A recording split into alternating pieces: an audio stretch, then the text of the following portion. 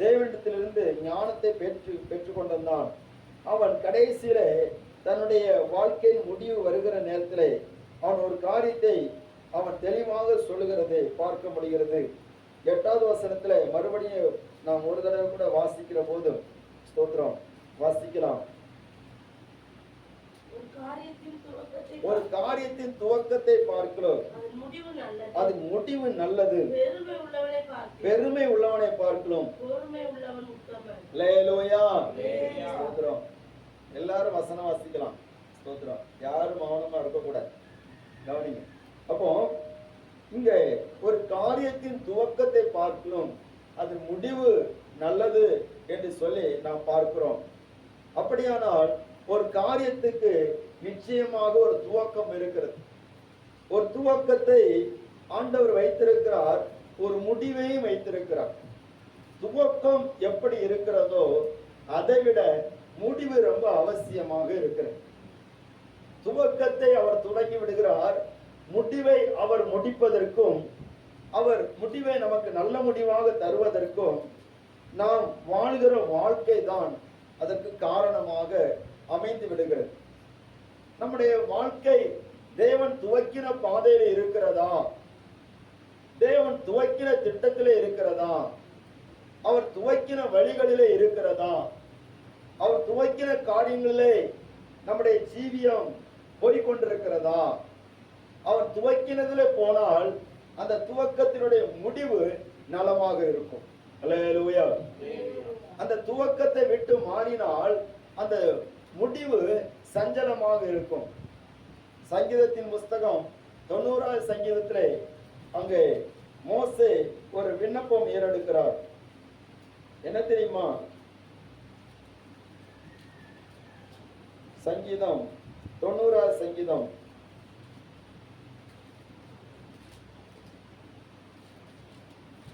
10வது வசனம்.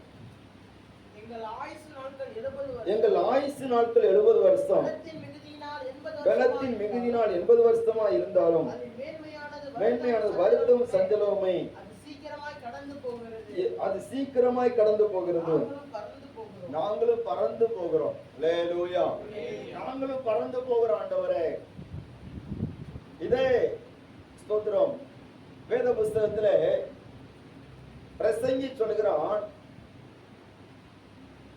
விருந்து வீட்டுக்கு போவதை பார்க்கிறோம், துக்க வீட்டுக்கு போகிறது நல்லது.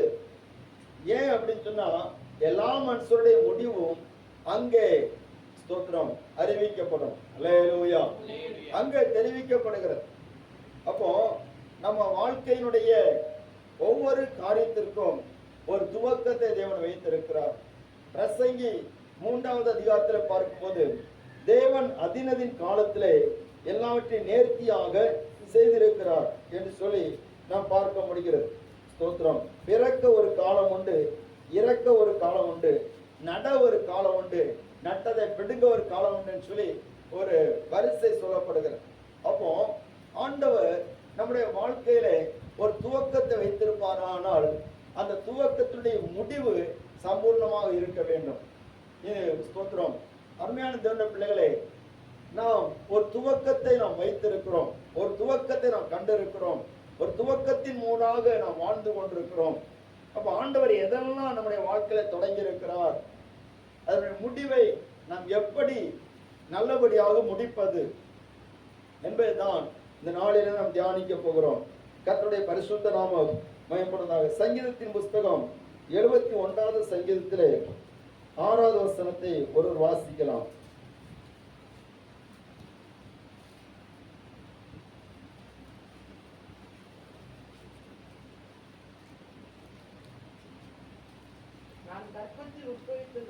நான் கற்பத்தில் உற்பவித்தது முதல் உம்மால் ஆதரிக்கப்பட்டேன். என் தாயின் வயிற்றிலிருந்து என்னை எடுத்தவர் நீரே. அல்லேலூயா. தாவீது சொல்லுகிறான், நான் கற்பத்தில் உற்பவித்தது முதல் உம்மால் ஆதரிக்கப்பட்டேன் ஆண்டவரே. என் தாயின் வயிற்றிலிருந்து என்னை எடுத்தவர் நீரே. அப்போ இந்த தாவீதுடைய துவக்கத்தை அவன் சொல்லுகிறான், நான் எங்கே இருந்து உருவாக்கப்பட்டேன், என் தாயின் வயிற்றில் நான் உருவாக்கப்பட்டேன். என் தாயின் கர்ப்பத்திலே நான் உருவாக்கப்பட்டேன், அங்கே என்னை உருவாக்கினவர் நீர்தான். அல்லேலூயா. என் எலும்புகளை உருவாக்கினவர் நீர்தான், என் அவயங்கள் எல்லாம் உருவாக்கினவர் நீர்தான், என்னை இந்த உலகத்திலே பிறக்க செய்தவர் நீர்தான். 5வது வசனம் சொல்லப்பட்டிருக்கிறது, கர்த்தராகிய ஆண்டவரே, நீரே என் நோக்கமும் என் சிறு வயது தொடங்கி என் நம்பிக்கையுமா இருக்கிறேன். அல்லேலூயா. அப்போ நான் பிறந்ததுல இருந்து என் சிறு வயது தொடங்கி எனக்கு ஞானம் உதித்த நாளிலிருந்து, எனக்கு அறிவு உண்டான நாளிலிருந்து என்னுடைய நம்பிக்கையா இருக்கிறவன் நீர்தான். ஸ்தோத்திரம். அநேக நேரத்துல நம்முடைய வேதனைகளை பார்த்து, நம்முடைய பாடுகளை பார்த்து, நம்முடைய போராட்டங்களை பார்த்து நாம் சிந்திக்கிறோம், நான் எதற்கு இந்த உலகத்துல பிறந்தேன், என்னை பிறக்க செய்தது எதற்கு என்று சொல்லி நாம் அநேக நேரத்துல புலம்புகிறோம். அல்லேலூயா. ஸ்தோத்திரம். கர்த்தருடைய நாமம் எப்பொழுதாக. பாடுகள் வரும்போது, போராட்டங்கள் வரும்போது, நாம் நினைத்தது போல நடக்காத போது இப்படி புலம்புகிறோம். ஒரு காலத்துல ரட்சிக்கப்பட்ட ஆரம்ப நாட்களில் நானும் அப்படி புலம்பினது உண்டு. பைபிள் இருக்கும்போது ஸ்தோத்திரம், ரொம்ப நெருக்கப்பட்டிருந்த நேரத்துல புலம்பினது உண்டு. அப்ப கர்த்தர் எனக்கு ஒரு வசனத்தை தந்தார். ஏசாயா 45வது அதிகாரம், ஏசாயா 45 அதிகாரம் 9வது வசனம்.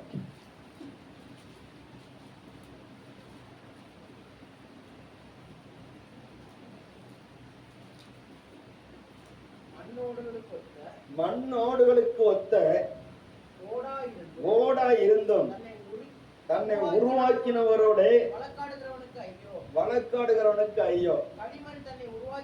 களிமண் தன்னை உருவாக்கினவனை நோக்கி என்ன செய்கிறாய் என்று சொல்ல தகுமோ? உன் கிரியையானது அல்லேலூயா. ஸ்தோத்திரம். பாருங்க, மண்ணோடுகளுக்கு ஒத்த ஓடா இருந்தும் தன்னை உருவாக்கினவரோட வழக்காடுகிறவனுக்கு ஐயோ. இதுதான், தன்னை உருவாக்கினவரோட நினைச்ச கூடாது, வழக்காடக்கூடாது. நிறைய பேர் அப்படிதான் வழக்காடுறாங்க. ஸ்தோத்திரம். அவங்க நினைச்சது நடக்காத உடனே, வாழ்க்கையில சில தோல்விகளை கண்ட போது, சில வேதனைகளை கண்ட போது, எதற்கு தான் ஆண்டவர் என்ன இந்த உலகத்துல படைச்சாரா தெரியலையே அப்படின்னுட்டு வழக்காடுகிறார்கள். அல்லேலூயா. அதையே ஸ்தோத்திரம், இந்த பூமியில ஆண்டவர் நம்மை உருவாக்கி ஒரு நல்ல ஒரு தகப்பனுக்கு ஒரு தாய்க்கும் பிள்ளையாக கொடுத்திருக்கிறார். அதை குறித்தும் சொல்லப்பட்டிருக்கிறது. 10வது வசனத்தை வாசிங்க.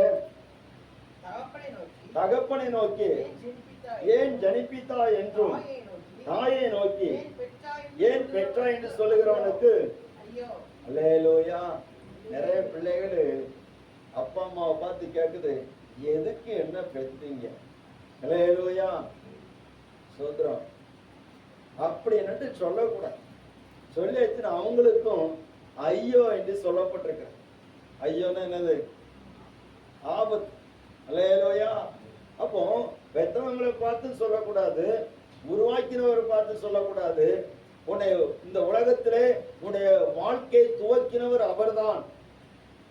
அப்போ அவர் துவக்கினார் என்று சொன்னால் சும்மா ஒண்ணும் கிடையாது. ஒவ்வொரு மனிதனும் ஒவ்வொரு நோக்கத்துக்காக உருவாக்குகிறார். மனிதனை இந்த உலகத்திலே சிருஷ்டித்தவர் அவர்தான். அவனை ஆசீர்வதித்து அவனுக்கு என்ன சொன்னார்? நீங்கள் பலுகி பெருகி பூமி என்ன செய்யுங்கள், ஆண்டு கொள்ளுங்கள். அல்லேலூயா. பூமி என்ன செய்யுங்க, ஆண்டு கொள்ளுங்கள் சொன்னார். ஆண்டு கொள்ளுங்கள் சொல்லிதான் ஆண்டவர் மனிதனை படைத்தார்.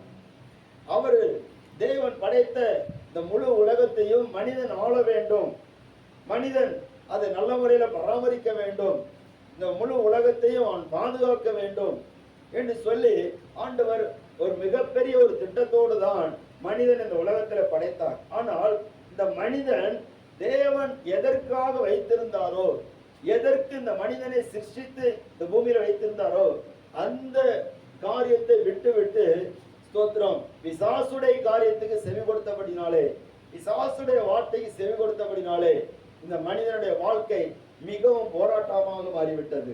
அல்லேலூயா.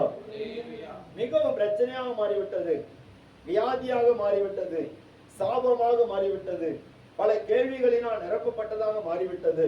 அன்பானவர்களே, அப்ப நம்ம புரிந்து கொள்ளணும், நம்மை தேவன் இந்த உலகத்துல படைத்ததுக்கு ஒரு நோக்கம் உண்டு.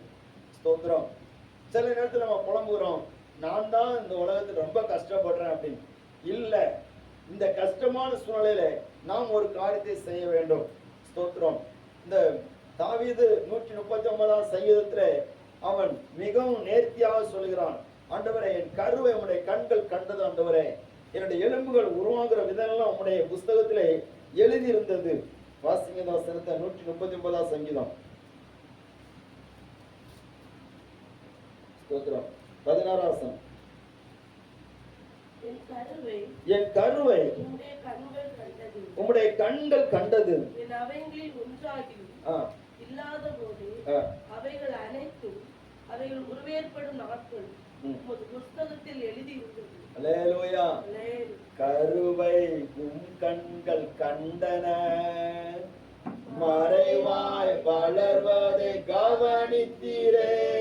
என் கருவை உம் கண்கள் கண்டன, மறைவாய் வளர்வதை கவனித்தீரே. அதிசயமா பிரமிக்கத்தக்க பக்குவமாய் உருவாக்கினே. அதிசயமா பிரமிக்கத்தக்க பக்குவமாய் உருவாக்கினே. நன்றி ராஜா, இயேசு ராஜா, நன்றி ராஜா, இயேசு ராஜா, என்னை காண்பவரே, தீனம் காப்பவரே. அல்லேலூயா. கருவை அவருடைய கண்கள் கண்டது. அப்ப நம்மளை எப்போ பார்த்திருக்காருன்னா, நம்ம தாயின் வயிற்றுல உருவாகும் போதே அவர் நம்மளை பார்த்து விட்டார். அல்லேலூயா. ஸ்தோத்திரம். நம்ம எல்லாரும் ரட்சிக்கப்பட்டு ஆண்டவருக்கு பாதத்துல இருக்கிறோம்னா இப்போ பார்த்ததில்ல, அப்பவே பார்த்துட்டாரு. நாத்தான் வேலை பார்த்துட்டு கேட்கிறாரு, நீ ஸ்தோத்திரம் அவனை பார்த்து சொல்றாரு, நீ இதோ வருகிறான் கபடமற்ற உத்தம இஸ்ரவேல்னு சொல்லி. அப்ப அவன் கேட்கிறான், ஆண்டவரே, நீர் எப்பொழுது என்னை கண்டீர்? நீ அத்தி மரத்து கீழே இருக்கும் போதே ஸ்தோத்திரம் நான் உன்னை பார்த்துட்டு அப்படிங்கிற. அல்லேலூயா. ஸ்தோத்திரம்.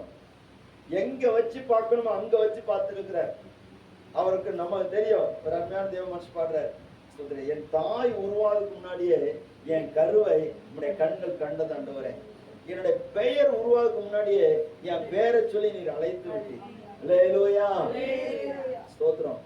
கர்த்தருடைய நாமம் எப்பொழுதாக. அப்போ அதுக்கு என்ன காரணம்? எப்படி ஆண்டவர் நம்மை அப்படி துவக்கினார்? ஏன் அப்படி துவக்கணும் அப்படின்னு பார்த்தீங்கன்னா, ஒரு காரியத்தை நம்ம வேறு புஸ்தகத்துல பார்க்கலாம். ஆதியாகமத்தின் புஸ்தகம் 25ஆவது அதிகாரம் 23ஆம் வசனம் 24ஆம் வசனம். நம்ம பிள்ளைங்க யாரோ ஒருத்தர் வாசிங்க, யாரோ ஒருத்தர் வாசிங்க, சீக்கிரம் ஆடுங்க. ஆதியாகமம் 25ஆம் அதிகாரம் 23 24. சுறுசுறுப்பாயிடுங்க.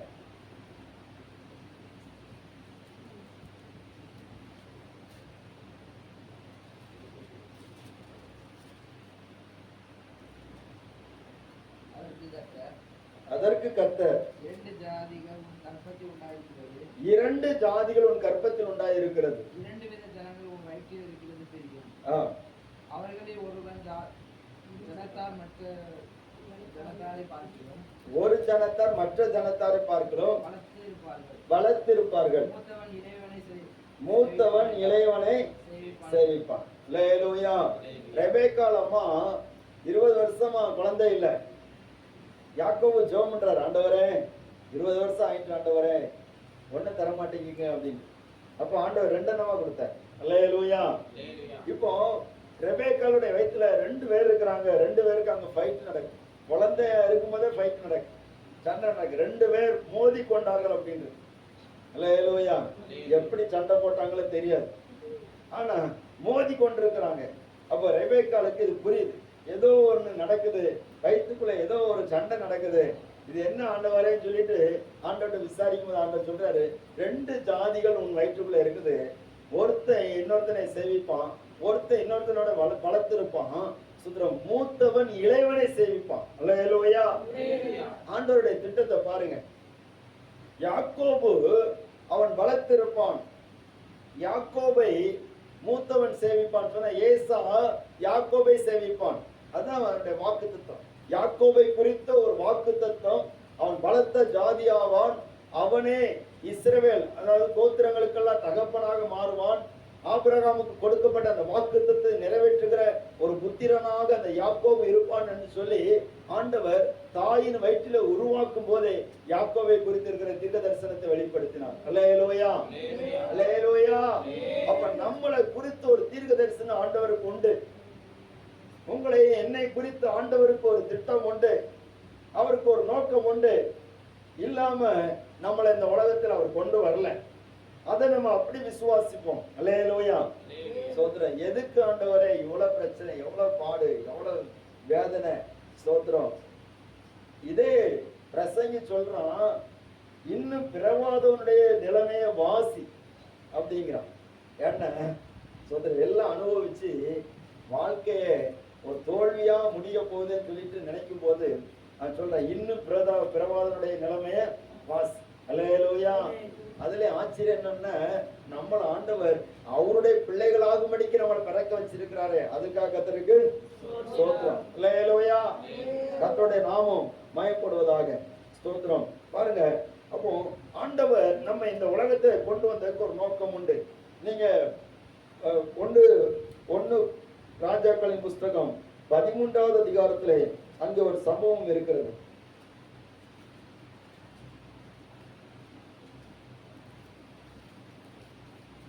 ஒன்று ராஜாக்கள் 13வது அதிகாரம் 2வது வசனம். அந்த பலிபீடத்தை நோக்கி பலிபீடமே பலிபீடமே, இதோ தாவீதின் வம்சத்தில் யோசியா என்னும் பெயருள்ள ஒரு குமாரன் பிறப்பான். அவன் உன்மேல் தூபம் காட்டுகிற மேடைகளின் ஆசாரியர்களை உன்மேல் பலியிடுவான். மனுஷரின் எலும்புகளும் உன்மேல் சுட்டு எரிக்கப்படும் என்பதை கர்த்தர் உரைக்கிறார் என்று கர்த்தருடைய வார்த்தையை கூறி, அன்றைய தினம் அவன் ஒரு அடையாளத்தையும் சொல்லி, இதோ இந்த பலிபீடம் வெடித்து அதன் மேல் உள்ள சாம்பல் கொண்டு போகும். கர்த்தர் உரைக்கிறது இதுவே அடையாளம் என்றார். அல்லேலூயா. ஸ்தோத்திரம். பாருங்க, யெரொபெயாம் என்கிற ஒரு ராஜா இருக்கிறான். அவன் என்ன பண்ணனான்னு சொன்னா, அவன் ஒரு பெரிய ஒரு கன்றுக்குட்டி 2 செய்து ஒன்னு தானிலையும் இன்னொன்று பேர்சேபாலையும் வைத்து ஜனங்கள் எல்லாரும் அதுல வந்து பணிந்து கொள்ள வேண்டும் சொல்லி அவன் ஸ்தோத்திரம் அவன் ரொம்ப உத்தரவு போட்டதுனால அந்த உத்தரவை எதிர்த்து ஒரு தீர்க்கதரிசி வருகிறார். வந்து அவன் தேவனுடைய மனுஷன் சொல்லப்பட்டிருக்க, பெயர் சொல்லப்படவில்லை. அந்த தேவனுடைய மனுஷன் சொல்றான், இதோ பலிபிடமே பலிபிடமே, உன்னில் பலியிடுகிறவர்களை உண்மையில் பலியிடக்கூடிய ஒரு மனுஷன் வருவான். அவனோட பேர் யோசியா. அவன் யூதா வம்சத்துல இருந்து வருவான். அல்லேலூயா, ஸ்தோத்திரம் என்று சொல்லுகிறான். பாருங்க, இந்த யோசியா பிறந்த நாட்கள் எப்ப தெரியுமா? இவனை குறித்து ஒரு 300 வருஷத்துக்கு முன்னாடி தான் சொல்லப்பட்டது. அல்லேலூயா. இந்த யோசியாவுடைய பெயரை சொல்லி 300 வருஷம் தாண்டி தான் யோசியா பிறக்கிறார். அப்போ அவன் பிறக்கைக்கு 300 வருஷத்துக்கு முன்னாடியே அவனை பேரை ஆண்டவர் என்ன செய்றாரு? சொல்ல வைக்கிறார். ஒரு அல்லேலூயா சொல்லுங்க. அல்லேலூயா. இப்படி நடக்குமா? யோசியா அதுக்கு முன்னாடி யாருக்கு பேரும் கிடையாது, அதுக்கு புறமே யாருக்கு பேரும் கிடையாது. இந்த மனுஷனுடைய பெயரை சொல்லி இவன் 300 வருஷத்துக்கு பிறகு பிறக்க போறான். அவனுடைய பெயரை ஆண்டவர் சொல்லுகிறார். அந்த யோசியா வருவான். அவன் வந்து உன்னிடத்துல பலியிட்டவர்களை உன் மேல பலியிடுவான் அப்படி சொல்லிட்டு அடையாளம் சொல்லிட்டு போறான். அவன் பிறக்க முன்னாடியே ஆண்டவருக்கு தெரியுது, உலக தோற்றத்துக்கு முன்னாடியே நம்ம தெரியுது. அல்லேலூயா. நம்ம உருவாகிறதுக்கு முன்னாடியே தெரியுது. ஸ்தோத்திரம். கர்த்தருடைய நாமம் எப்பொழுதாக. சிம்சோனை குறித்து சொல்லப்பட்டிருக்கிறான். பிறக்க முன்னாடியே பேர் சொல்லிட்டாரு. ஈசாக்கு பிறக்க முன்னாடியே பேர் சொல்லிட்டாரு. அப்ப நம்மளை பிறக்க முன்னாடி அவருக்கு தெரியுது, அவர் நம்மளை எதுக்கு இந்த உலகத்துல பிறக்க வச்சிருக்கிறான்னு. அவருக்காக நாம் வாழ்வது. அருமையான தேவனுடைய பிள்ளைகளே, பிறக்க வைக்கப்பட்ட நாம் நம்முடைய வாழ்க்கையின் முடிவை நல்லபடியாக முடிக்கணும். அதுதான் ஆண்டவர் நம்ம மேல வச்சிருக்கிற ஒரு திட்டம். அவர் நம்மளை இந்த உலகத்துல வைத்து என்ன காரியத்துக்காக இந்த உலகத்தில் நம்மளை பிறக்க வைத்தாரோ அந்த நோக்கத்தை நாம் ஆண்டவரத்துல கேட்கணும். அல்லேலூயா. ஆண்டவரே, என்ன இந்த உலகத்துல கொண்டு வந்தீங்களா ஆண்டவரே? அவட்ட கோபமா சண்டை போடக்கூடாது. நிறைய பேர் சண்டை தான் போடுவாங்க. சோத்திரம். அப்படி சண்டை போடக்கூடாது.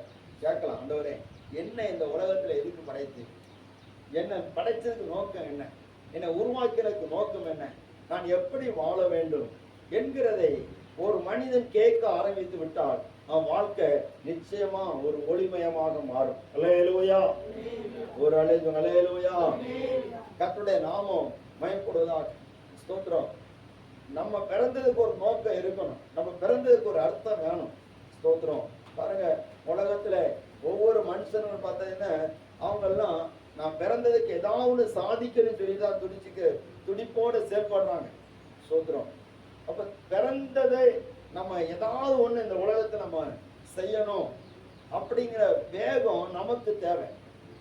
அல்லேலூயா. ஸ்தோத்திரம். கர்த்தருடைய நாமம் இப்பொழுதாக பாருங்க. அப்போ நம்ம அறிந்து கொள்ள வேண்டிய காரியங்கள் இருக்கிறது, நிறைய இருக்கு.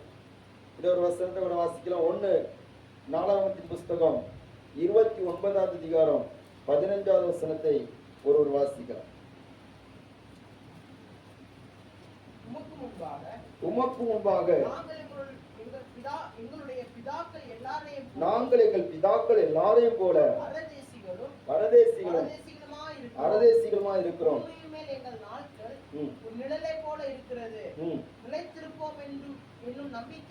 அல்லேலூயா.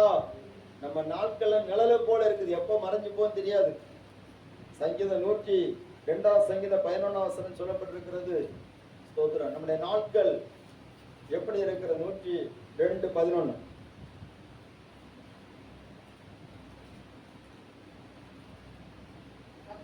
நீரோ என்றென்றைக்கும் இருக்கிறீர்.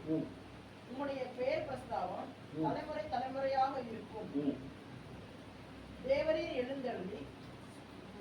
11 நாட்கள் சாய்ந்து போகிற நிழலை போல் இருக்கிறது. சாய்ந்து போகிற நிழலை போல இருக்கிறது. உள்ளே போல் உலர்ந்து போகிறேன். உள்ளே போல உலர்ந்து போகிறோம். அல்லேலூயா. ஸ்தோத்திரம். சாய்ந்து போகிற நிழல் போல இருக்குது. சீக்கிரத்துல போயிடும். நிறைய பேர் என்ன பண்ணுவாங்கன்னா, நான் உயிரோடு இருக்கிறத விட செத்து போனா நல்லா இருக்கும் அப்படின்னு நிறைய இடத்துல புலம்புறாங்க. ஸ்தோத்திரம். புலம்ப வேண்டிய அவசியமே இல்லை. 100 வருஷம் உயிரோட இருக்குன்னு நினைச்சாலும் யாரும் வைக்க விட மாட்டாங்க. அல்லேலூயா. ஒரு அல்லேலூயா. ஸ்தோத்திரம். 100 வருஷம் இருக்கணும்னு சொல்லி யாரும் ஆசைப்பட்டு பாருங்க, இருக்க விட மாட்டாங்க. ஸ்தோத்திரம். ஒரு 60 வருஷம் 70 வருஷம் ஆனோடனே ஒவ்வொருத்தரா சொல்ல ஆரம்பிச்சிருவாங்க. ஸ்தோத்திரம். போகலையா? அல்லேலூயா. அல்லேலூயா. இன்னும் போகலையா? டைம் வரலையா? அப்படிலாம் சொல்ல ஆரம்பிச்சிருவாங்க. 100 வருஷம் இருந்துட்டீங்கன்னா விழா கொண்டாட ஆரம்பிச்சிருவாங்க. 100ஆண்டு விழா கொண்டாட ஆரம்பிச்சிருவாங்க. அல்லேலூயா. 125 வருஷம் இருந்தாச்சுன்னா அது கின்னஸ் புத்தகத்துல இடம் பிடிக்க வச்சு அதுல ஒரு அமௌண்ட் பார்த்துருவாங்க. இப்படிதான் நம்ம உலகம் இருக்குது. யாரையும் பூமியில நெடுநாள் யாருமே இருக்க மாட்டாங்க. ஒரு அழிஞ்சுங்க இருக்க விட மாட்டாங்க. அதுக்கு முன்னாடி எனக்கு நம்ம சாகணும். நிறைய பேர் நான் செத்தாதான் உனக்கு நிம்மதி, பிள்ளைகளை பார்த்து அடிக்கன்னு சொல்லுவாங்க. நான் செத்தாதான் உனக்கு நிம்மதி அப்படின்னு. செத்தா உனக்கு நிம்மதி கிடையாது. செத்தாச்சுன்னா முடிஞ்சு கதை. அதனால சோதரம், நமக்கு தந்திருக்கிற ஆயுசு நாட்கள் செம்மையா முடிக்கிறதுக்கு நம்ம பிரயாசப்படுவோம். 2வது, ஆண்டவர் நம்மிடத்தில் எதை துவக்கினார்? எபிரேயர்கள் நிருபம் 12 அதிகாரம் 1 வசனம்.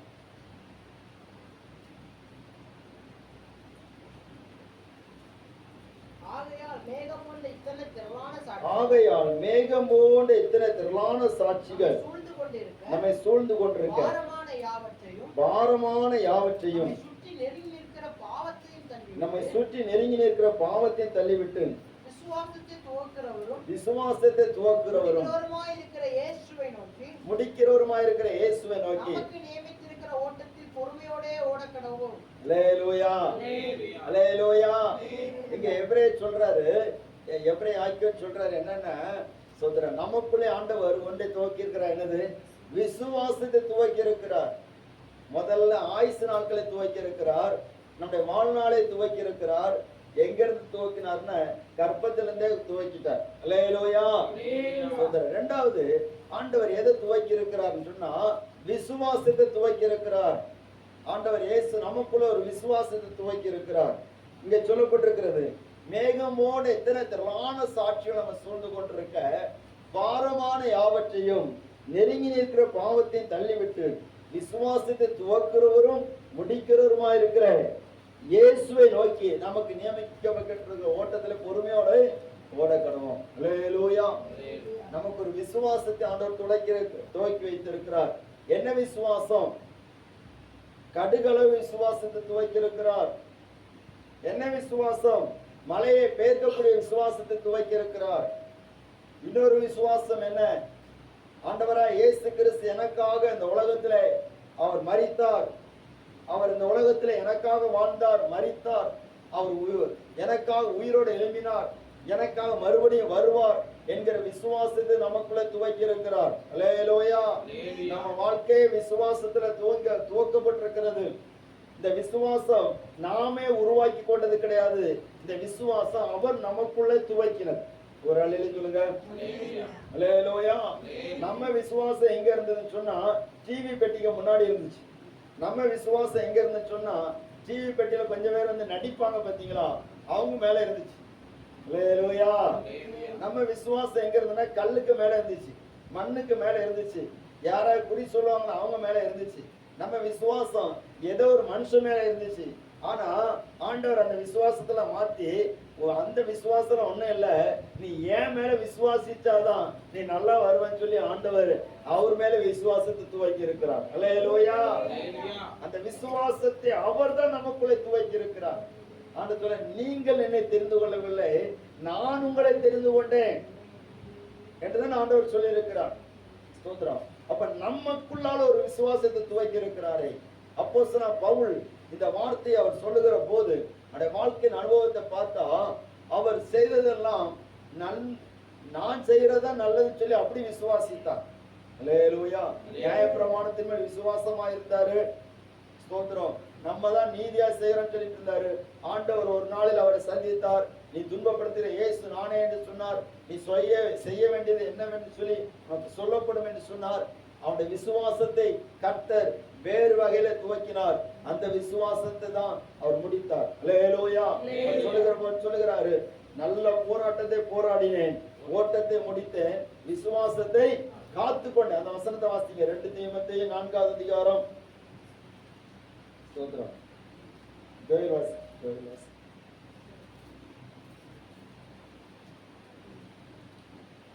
வசனம்.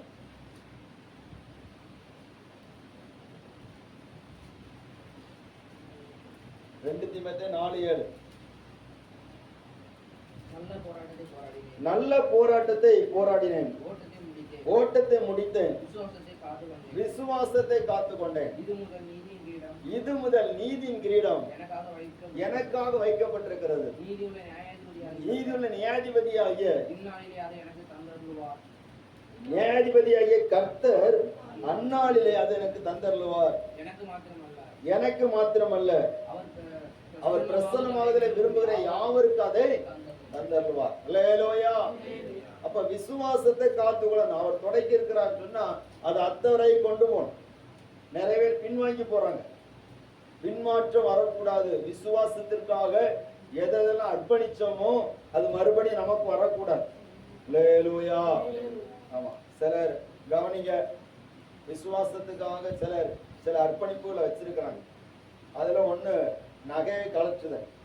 சோதரம். மறுபடி அதை நிச்சக்கூடாது, போடக்கூடாது. அல்லேலூயா. ஒரு அல்லேலூயா. சில காரியங்களை நம்ம விட்டுருப்போம், அது மறுபடியும் நமக்குள்ள வரக்கூடாது. ஆண்டவர் சொல்றாரு, ஸ்தோத்திரம், பாருங்க, அந்நிய நுகத்திலே அவிசுவாசியுடன் பிணைக்கப்படாதிருப்பீர்களாக அப்படின்னு சொல்லப்படுது. அப்போ தேவையில்லாத பிணைப்புகள் நமக்குள்ள கூடாது, வரக்கூடாது. விசுவாசிக்கும் அவிசுவாசிக்கும் இணைஞ்சு வரக்கூடாது, சம்பந்தம் வரக்கூடாது. நம்ம விசுவாசத்தை இயேசு எப்படி நமக்குள்ள துவக்கி இருக்கிறார்? ஆவிக்குரிய விசுவாசத்தை துவக்கினவர் அந்த விசுவாசத்தை பாழாக்கும்படியாக அவர் விடமாட்டார், அவர் விரும்பவும் மாட்டார். விசுவாசத்தினால தான் நீதிமான் பிழைப்பான். அல்லேலூயா. பின்வாங்கி போவானாகில் அவன் மேல் என் ஆத்துமா பிரியமாயிராது. ஸ்தோத்திரம். ஆண்டவர் நம்மளை ஆட்டுக்குட்டியை போல நீ கவனம் எல்லாம் விசுவாசிக்கணும்னு சொல்ற. ஆனா நாய்களுக்கு எச்சரிக்கையா இருக்கணும்னு சொல்லப்பட்டிருக்கிறது. நாய் தான் கக்கினதை மறுபடி எடுத்த மாதிரி எடுக்கக்கூடாது. விசுவாசத்தை துவக்கினவர் அதை முடிக்கிற வரைக்கும் அதை நம்ம அப்படியே கொண்டு போய் அவர்கிட்ட கொண்டு ஒப்படைக்கணும். ஒரு அலையிலுங்க அல்லேலூயா, அல்லேலூயா. விசுவாச வாழ்க்கை என்பது ரொம்ப சோத்திரம் கண்ணியமா இருக்க வேண்டியது. அதனால தான் எபிரேயர் 12:1 சொல்லப்பட்டிருக்கிறது, விசுவாசத்தை நம்ம நல்லபடியா ஓட்டத்தை முடிக்கணும்னு சொன்னா பாரமான யாவற்றையும் உதறி தள்ளணும். அல்லேலூயா. பாவத்தையும் தள்ளணும். பாரமான யாவற்றை அந்த வசந்த மறுபடியும் வாசிங்க பார்ப்போம். ஆகையால் மேகம் போன்ற இத்தனை திரளான சாட்சியிலுமே சூழ்ந்து கொண்டிருக்க பாரமான யாவற்றையும் பாவத்தையும் தள்ளிவிட்டு விசுவாசத்தை துவக்கிறவரும் முடிக்கிறவருமாய் இருக்கிற இயேசுவை நோக்கி ஓட்டத்திலே எப்படி ஓடணுமா? அவசரமே படக்கூடாது. அல்லேலூயா. நிறைய பேர் ஓடி போய் விழுந்திருக்க காரணம் என்ன தெரியுமா? அவசரம். சோத்ரம். பேதுரு மறுதளிச்சதுக்கு ஒரு முக்கிய காரணம் என்ன? அவசரம். ஆண்டவரே சோத்ரம், பரிசுத்தாவி வரும்போதுதான் நீங்க பலனடைவீங்கன்னு சொல்லி ஆண்டவர் சொல்லி, அதுக்கு முன்னாடி ஆண்டவரே உமக்காக ஜீவனை கொடுப்பேன் ஆண்டவரே. ஸ்தோத்திரம். அல்லேலூயா. நீ ஜீவனை கொடுக்கலாம் இருக்கட்டும், நீ இன்னைக்கே 3 தடவை என்ன மறுதளிச்சிருவ. உன்னை பத்தி எனக்கு நல்லாவே தெரியும் பேதுரு. அல்லேலூயா. ஸ்தோத்திரம். நிறைய இடத்துல நம்மளை பத்தி நமக்கு தெரிகிறத விட அவருக்கு நல்லாவே தெரியும். ஸ்தோத்திரம். நம்ம எவ்வளவு வீக்கு நமக்கு தெரியும், அவருக்கு தெரியும். எந்த காரியத்துல வீக்கா இருக்கணும்னு சொல்லி தெரியும். எந்த விசுவாசத்துல எந்த காரியத்துல பலவீனமா இருக்கிறோம்னு சொல்லி அவருக்கு நல்லாவே தெரியும். நம்ம எதுல பலவீனமா இருக்கிறோம்னு சொல்லி பிசாசுக்கும் தெரியும். அல்லேலூயா. ஸ்தோத்திரம். அப்போ நம்ம எந்த காரியத்துல வீக்கா இருக்கிறோமோ அதை பலப்படுத்தணும். ஒரு மனுஷன் தன்னுடைய குமாரனுக்காக ஜெபிக்க வந்தபோது ஆண்டவர் கேட்கிறாரு, இந்த பிசாசு இவனுக்குள்ள வந்து எத்தனை நாள் ஆகுது? சிறு வயது தொடங்கி இருக்குது. சரி, இதை விரட்ட எனக்கு வல்லமைன்னு சொல்லி என்னால முடியும் சொல்லி நீங்க விசுவாசிக்கிறீங்களா அப்படின்னு சொல்லி கேட்ட போது அவன் சொல்லுகிறான், ஆண்டவரை விசுவாசிக்கிறேன், ஆகிலும் என் அபிசுவாசம் நீங்க படிக்க எனக்கு உதவி சொல்லி சத்தமோடு ஜெபம் பண்றான். அல்லேலூயா. விசுவாசத்தை அவனுடைய அபிசுவாசம் நீங்கிச்சா நீங்களா? நீங்கிச்சு. அப்ப நமக்குள்ள சில நேரத்தில் அவிசுவாசம் வருது. ஆண்டவர் நம்மளை விடுவிக்க கூடாத படிக்க அவிசுவாசங்கள் வருது. அற்புதம் செய்ய முடியாத படிக்க அவிசுவாசங்கள் வருது. அதெல்லாம் மாற்றுறதுக்கு ஜெபம். அல்லேலூயா. நடக்கணும், நடக்கும். அதுதான் விசுவாசம். என்ன ஆண்டவர் கைவிட மாட்டார்னா கைவிட மாட்டார். யாருக்கு முன்னாடி வெட்கப்படுத்த விட மாட்டார்னா வெட்கப்பட விட மாட்டார். என்ன ஆண்டவர் அத்தவரையும் நடத்தி கொண்டு போவார். எனக்கு வார்த்தை சொன்னா அது நடக்கும். அல்லேலூயா. அதான் விசுவாசம். விசுவாசம் நடக்கிற காரியத்துல தேவன் செய்கிற காரியத்தை நம்முடைய இருதயத்துல சொல்லிக்கொண்டே இருக்கிறது தான் விசுவாசம். அல்லேலூயா. சோத்ரம். ஆபிரகாம் ஒரே புலம்பல். என்ன புலம்பல்னா முதல்ல தொடங்கிட்டார். ஆண்டவர் எப்படி தொடங்கினாரு? ஆபிரகாமே, நான் உன்னை ஆசீர்வதித்து, வசனத்தை எடுத்து வாசிங்க உடனே. ஆதியாகமம் 12:1-2. நீங்க எல்லாரும் வசனத்துல விழிப்பா இருக்கீங்கன்னு சொல்லி வசனம் சொல்லுவேன். சொன்னோன்னு நீங்க எடுத்து வச்சுக்கணும்.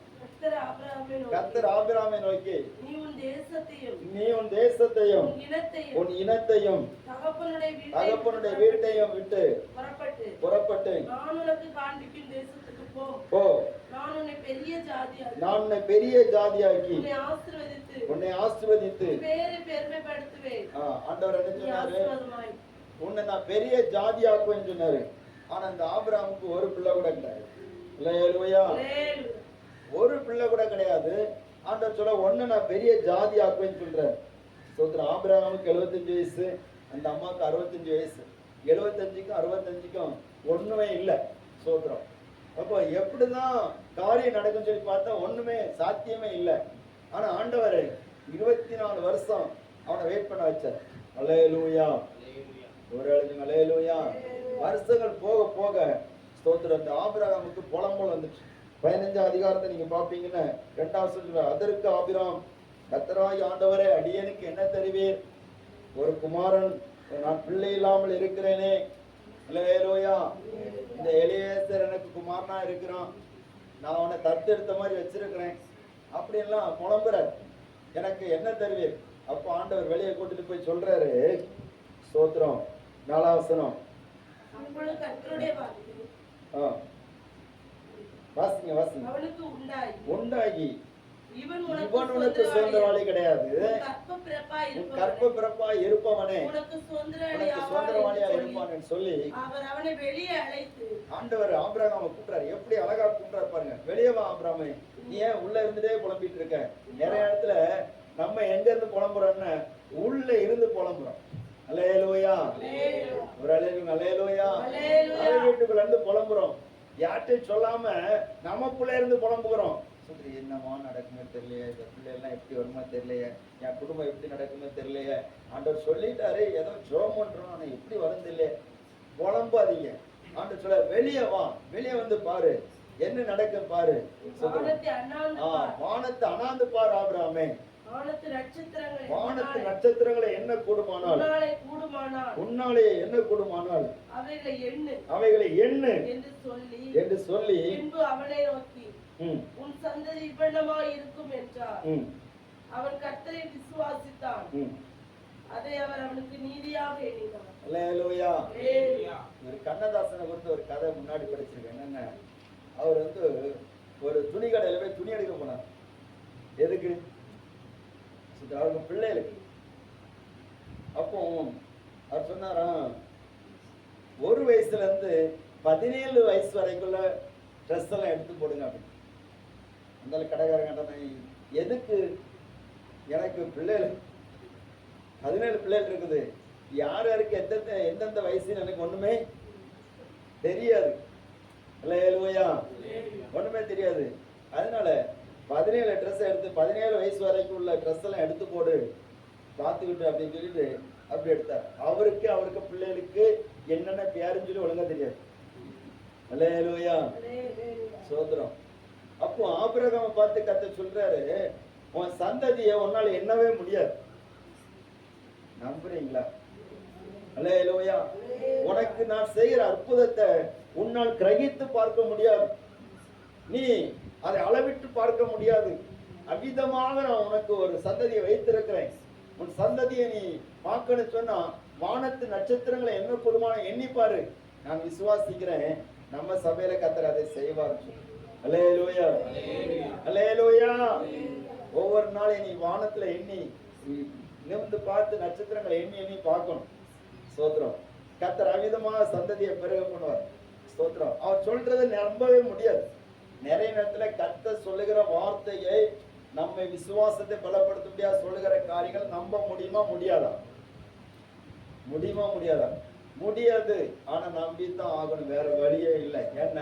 விசுவாசத்தை துவக்கிறவர் உங்களை என்னை படைத்தவர் மட்டுமல்ல, சர்வ உலகத்தையும் படைத்த சர்வ வல்லமுள்ள தேவன். அல்லேலூயா.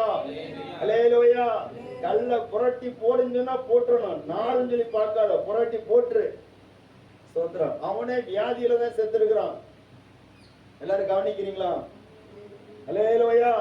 அவனே வியாதியில 4 நாளா கிடந்து செத்துருக்கிறான். செத்து இப்போ 4 நாள் ஆச்சு, அவன் மரித்து போயிட்டான். அவன் உடம்பெல்லாம் அழுகிட்டு, நரம்பெல்லாம் அழுகிட்டு, கண்ணு வாய் என்னென்ன உறுப்பு எல்லாம் போயிட்டு, எல்லாம் ஃபெயிலியர் ஆயிட்டு. ஸ்தோத்திரம். ஒரு மனுஷன் கேன்சர்ல செத்தாச்சுன்னா அவனை பாடி வச்சிருக்கிற இடத்துல யாராவது அவனுடைய பாடியை பார்க்க விரும்புவாங்களா? அவன் அழுகி போன உடலை பார்க்க விரும்புவாங்களா? மாட்டாங்க.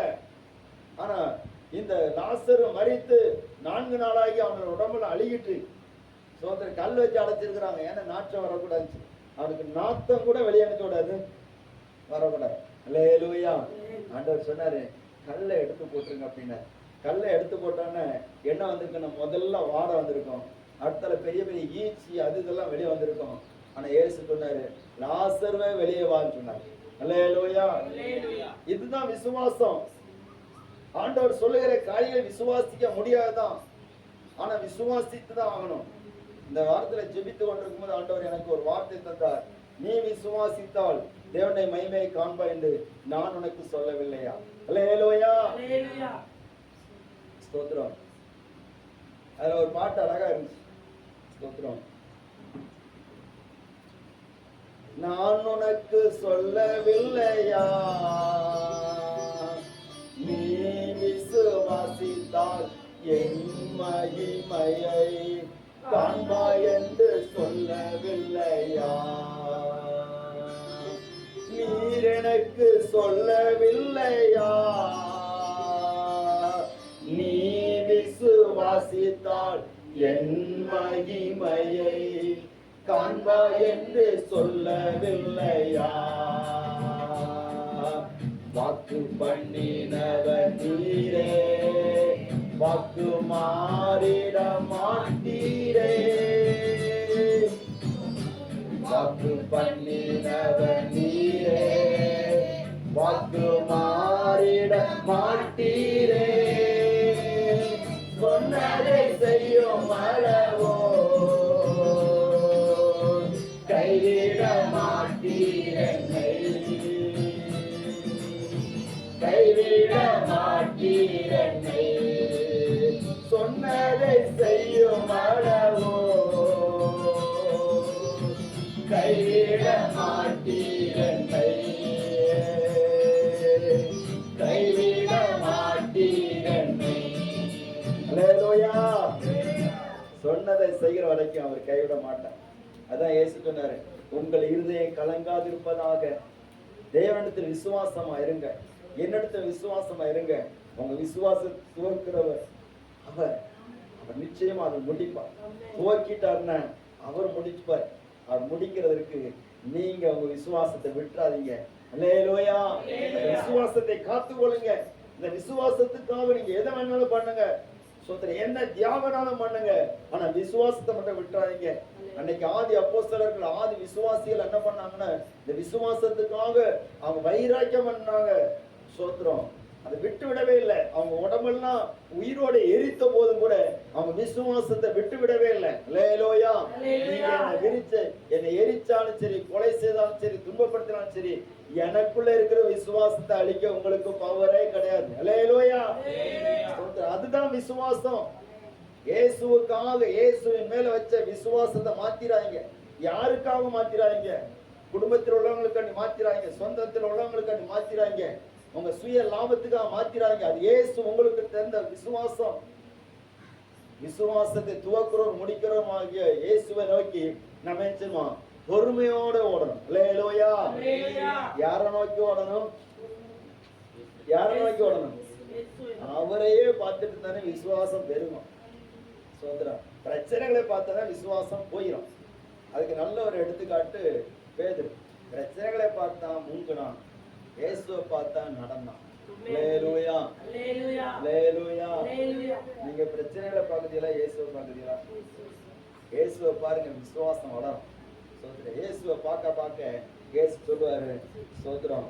இயேசு என்ன சொல்லுவாருன்னா, ஸ்தோத்திரம், இந்த தண்ணீரை கொண்டு போய் கொடு, ராட்சரசமா மாறி. அன்றைக்கு வேலைக்காரங்களுக்கு இருந்த விசுவாச சீசர்களுக்கு இல்லை. ஸ்தோத்திரம். அல்லேலூயா. ஒரு ஊழியக்காரர் அழகா சொல்லாரு, இயேசு படகுல தூங்கினாரு, இந்த சீசர்கள் என்ன பண்ணாங்க? எல்லாரும் சொல்லுங்க அல்லேலூயா. இயேசு படகுல நெத்திரையா இருந்தாரு, சீசர்கள் என்ன பண்ணாங்க? பயந்து மட்டும் இல்ல, அலர்னாங்க. அவங்க ரொம்ப பிரயாசப்படுறாங்க. ஒரு அழகா ஒரு ஊழியக்காரர் சொல்றாரு, என்ன அவர் தூங்கின நீயும் தூங்கி தொலைக்க வேண்டியதுனே, எதுக்கு நீ முழிச்சிருக்க? அல்லேலூயா. அவர் முழிச்சிருக்க நீ தூங்குற. புரியுதா? புரியுதா உங்களுக்கு? அவர் விழித்திருந்து ஜெபிக்கிறாரு, நீ தூங்குற. அவர் தூங்குறாரு, நீ விழிச்சிருக்க. அவர் தூங்க ஜெபத்துல உனக்கு என்ன விழிப்பு? நீ தூங்கி தொலைக்க வேண்டியதுனே. அலை வந்து அது பாட்டு கிடைச்சும் போகும். ஏன்னா உன் கூட இருக்கிறவரை பத்தி உனக்கு அறிவு இல்லை. அல்லேலூயா. அவர் அமைதியா இருக்கிறவன்னு நீ அமைதியா இருந்துரு, ஒண்ணும் செய்யாது. அவரை மிஞ்சி ஒண்ணும் வராது. அல்லேலூயா. அவர் அமைதியா இருக்கிறாரு, அவருக்கு என்ன கவலை? அவர் அமைதியா தான் இருப்பாரு. அவருக்கு குழந்தையா குட்டியா பிள்ளையா? சோதரா அப்படிதான் யோசிக்காங்க. இயேசுக்கு என்ன கவலை? அவருக்கு குழந்தையா குட்டியா? வீடா ஒண்ணும் கிடையாது. அவர் பாட்டு போவார். சொல்றேன், நானும் சின்ன வயசுல ஆண்டவர் என்னோட உலாவிட்டதை உணர்ந்திருக்கேன். அப்போ ஒரு நாள் சொப்பனத்துல ஆண்டவரோட நான் போயிட்டே இருக்கிறேன். அப்போ வீட்டுல சொல்றேன் வந்து சொல்றேன், அம்மாட்ட வந்து சொல்றேன், நான் இயேசு என்னை கூப்பிடுறாரு, நான் அவரு கூட போக போறேன் அப்படின்னு. நீ அவரு கூட போனா போதுமா, வீட்டுல உனக்கு வேலையே கிடையாதா? அல்லேலூயா. அவரு கூட போனா போதுமா? அவரு போவாரு, அவரு வரவங்க எல்லாம் கூட்டிட்டு போயிட்டே இருப்பாரு, அவருக்கு வேற. இப்படிதான் நம்ம நினைக்கிறோம். ஆனா ஆண்டவர் சொல்றாரு, மார்த்தாலே நீ அநேக காரியங்களுக்கு கவலைப்பட்டு கலங்குகிற, தேவையானது ஒன்றை மரியாள் தன்னை விட்டு எடுபடாத நல்ல பங்கு செய்யும். அல்லேலூயா. சோதனம். அவர் தூங்குனா நீயும் தூங்கிரு, அவர் விழித்திருந்தா நீயும் விழித்திரு, அவர் ஓய்வெடுத்தா நீயும் ஓய்வெடுத்துரு, அவர் உட்காரச்சுன்னா உட்கார்ந்துரு, அவர் போச்சுன்னா போ. சோதரம். அப்ப அவர் சொல்றதை நம்ம செய்யணும். அதான் விசுவாச வாழ்க்கை. அல்லேலூயா. சோதரம். 2 பாயிண்ட்லயும் முடிச்சு, இந்த 2 பாயிண்ட் இருக்கு. சோதரம். அதை மட்டும் சொல்லிடும். பிலிப்பியர் 1:5.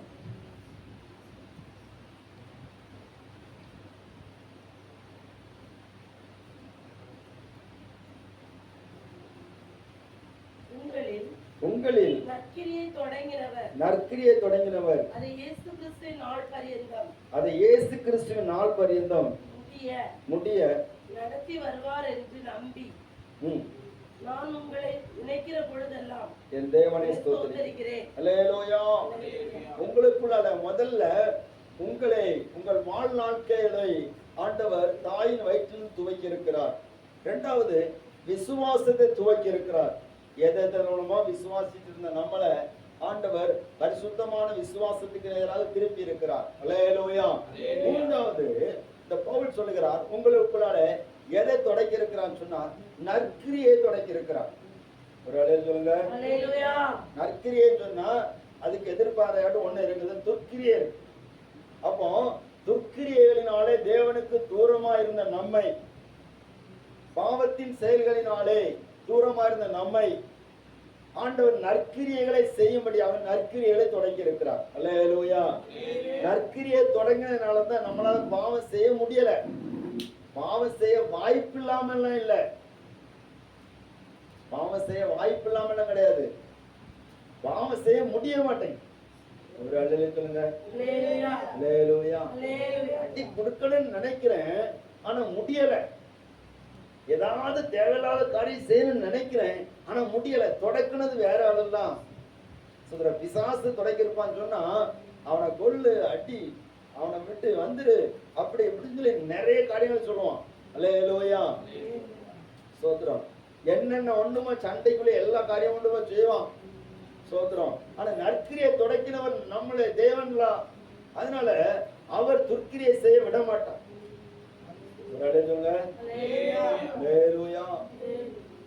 சொல்றாரு, நற்கிரியை தொடங்கினவர் தேவன். நற்கிரியை தொடங்கின தேவன் அந்த முடிவு வரைக்கும் நடத்தி வருவார். அப்போ ஆண்டவர் நம்மளை எதற்காக தெரிந்திருக்கிறான்னு சொன்னா நற்கிரியை செய்யும்படியாக தெரிந்திருக்கிறார். ஒரு அலையில் சொல்லுங்க. அல்லேலூயா. அப்ப நம்ம நற்கிரியை செய்யறோமா துர்க்கிரியை செய்யறோம்? ஏதாவது துர்க்கிரியை நம்ம இடத்துல இருக்குன்னா மாத்திரும். பவுல் தீமத்தை தீத்து நிருபத்தில் எழுதுகிற போது அங்கே உள்ள ஜனங்களை குறித்து ஒரு காரியத்தை சொல்லுகிறார். 12வது வசனம். ஸ்தோத்திரம். 1வது அதிகாரம்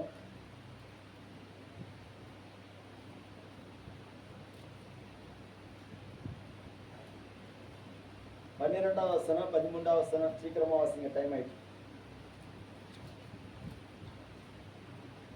நானே வார்த்தை. அவர்களுடைய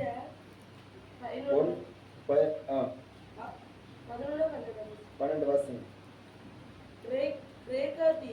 கிரேத்தா தீவார், ஓயா பொய்யர், துஷ்ட மிருகங்கள், பெருவயிற்று சோம்பேறிகள் என்று அவர்களில் ஒருவனாகிய அவர்கள் தீர்க்கதரிசி ஆனவனே சொல்லி இருக்கிறார். அல்லேலூயா.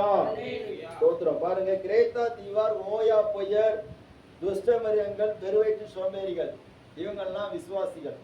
ஸ்தோத்திரம். அடுத்த 15வது வசனம். சுத்தமுள்ளவர்களுக்கு சகலமும் சுத்தமாயிருக்கும்.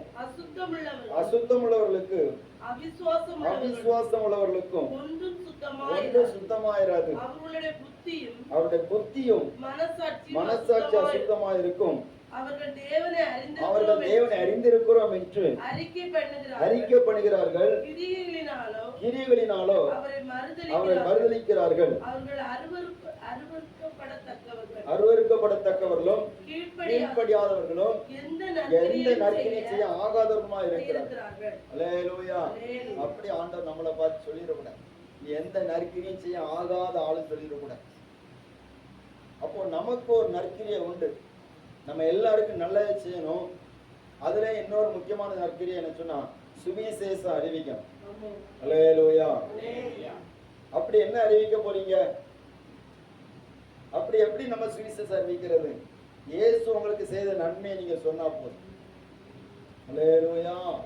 இயேசுவுக்காக எங்கே போய் நீங்க போய் சொல்ல வேண்டாம், அவர் செய்த நன்மையை மட்டும் சொன்னா போதும். போத்தீஸ்ல போய் ஒரு 50 ரூபா தள்ளுபடிக்கு ஒரு சாரி வாங்கிட்டு வந்தாச்சுன்னா நம்ம வாய் சும்மா இருக்குமா? அல்லேலூயா. போத்தீஸ்காரன் ஒண்ணும் தர மாட்டான். ஆனா 50 ரூபா குறைஞ்சிட்டு காம்போ போட்டிருக்காங்க. ஒன்னு வாங்கினா ஒன்னு ஃப்ரீ. சோத்திரம். 1200 ரூபாய்க்கு ஒண்ணு வாங்கினா ஒன்னு ஃப்ரீ. சோத்திரம். அவன் 300 ரூபாய்க்குள்ள தான் அப்படியே வச்சிருப்பான். சோத்திரம். நமக்கு அது பெருசா தெரியும். ஒன்னு போனா ஒன்னு ஃப்ரீ, ஒன்னு வாங்கினா ஒன்னு ஃப்ரீ, 2 சட்டை வாங்கினா 1 சட்டை ஃப்ரீ அப்படின்னு சொன்னோன்னு நம்ம வாங்கிட்டு வந்துடுவோம். சும்மா இருக்கமா, நம்ம வாய் சும்மா இருக்காது. பக்கத்து வீடு, அடுத்த வீடு, ஏத்த வீடு, முடிஞ்சா பக்கத்து கிராமத்துல போய் நம்ம சொல்லிட்டு வந்துருவோம். சொந்தக்காரங்க பந்தக்காரங்க எல்லாத்தையும் சொல்லிட்டு வந்துருவோம். அப்போ பாருங்க, இந்த உலகத்துல ஒரு கடையில போய் ஒரு ஜாமான் வாங்கினாலே நம்ம வாய் சும்மா இருக்க மாட்டேங்குது. பரலோகத்திலிருந்து நம்ம பெற்றுக்கொண்ட ரட்சிப்பை குறித்து நம்ம சொல்லதுக்கு நம்ம நிறைய தயங்குறோம். பிசாசு நம்முடைய வாயை கட்டியிருக்கான். அல்லேலூயா. ஆண்டவர் சொல்லுவாரு, இதெல்லாம் ஓயா பொய்யா சுத்திரம். கிரேத்தா தீவாரை குறித்து சொல்லியிருந்தேன், உங்களையெல்லாம் குறித்து சொல்லல. சோத்திரம். கிரேத்தா தீவார் வெறுவயிற்று சோம்பேறிகள். அல்லேலூயா. சோத்திரம். கர்த்தர் சொல்லியிருக்கிறது எனக்கு, துஷ்ட மிருகங்கள், இழிவான ஆதாயத்தை இச்சிக்கிறவர்கள், தேவனை அறிந்திருக்கிறோம் சொல்லுகிறவர்கள், கிரியைகளிலே மறுதலிக்கிறவர்கள். பாருங்க, அப்ப நம்ம சொல்லாட்டா ஆண்டவர் என்ன பண்ணுவாருன்னா, எந்த நற்கிரியும் செய்து ஆகாதுன்னு சொல்லி தள்ளிடுவாரு. கவனமா இருங்க. எஜமான் பயன்படுத்துகிற பாத்திரம் கனத்துக்கும் கனவீனத்துக்கும் இருக்கிறது. நற்கிரியைகளுக்கு செய்வதற்கு பயன்படுத்துகிற பாத்திரமாக நம்ம இருப்போம். 1 தீமோத்தேயு 2வது அதிகாரம் 10வது வசனத்திலே இந்த ஒரு வசனத்தை மட்டும் வாசித்து நம்ம ஜெபம் பண்ணலாம்.